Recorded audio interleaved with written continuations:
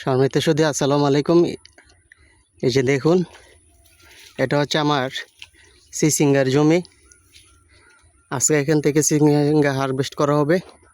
দেখুন, এটা হচ্ছে এয়ারমাল সিডের আশা জাতীয় সিসিঙ্গা। এটা প্রচুর ফলন, প্রচুর আসে, প্রচুর ধরে। দেখুন দেখুন কী পরিমাণে ফলন, প্রচুর ফলন। এটা আমি গত বছর চাষ করছিলাম এবং প্রচুর পরিমাণে ফলন পাইছি, এজন্য এবছরও চাষ করা হয়েছে।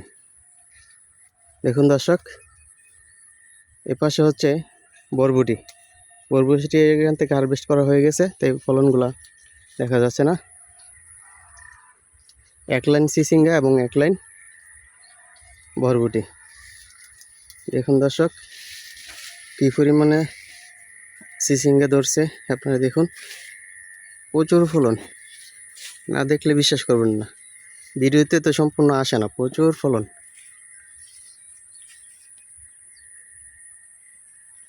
শুধু দর্শক দেখুন, এই আশা সিসিঙ্গাটা কিন্তু আপনারা চাইলে করতে পারেন। এক একটি গাছে প্রায় 15 থেকে 20 কেজি পর্যন্ত ফলন আসে, তাই চাইলে আপনারা সিসিঙ্গাগুলো চাষ করতে পারেন। এই দর্শক দেখুন, একসাথে দুটি ফসল। এপাশে হচ্ছে একটি লাইন বরবটি এবং একটি লাইন সিসিঙ্গা, একসাথে দুটি ফসল চাষ করার পদ্ধতি দেখুন। ওই পাশে আমি মিষ্টি কুমড়া এবং শসা চাষ করছিলাম, এক পাশে এক লাইন মিষ্টি কুমড়া এবং এক লাইন শসা চাষ করছিলাম। মাশাআল্লাহ ফলন হয়েছে প্রচুর। দেখুন, এখানেও আমি সিসিঙ্গা এবং বরবটি একসাথে চাষ করছি এবং ফলন আসে ভালো। দেখুন কতগুলো ফলন, এই যে দেখুন ফলন আর ফলন।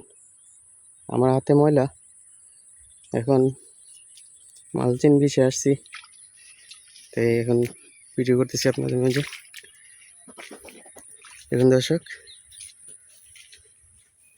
বরবটি দেখুন এবং সিসিঙ্গাও দেখুন। আসসালামু আলাইকুম, ধন্যবাদ সবাইকে।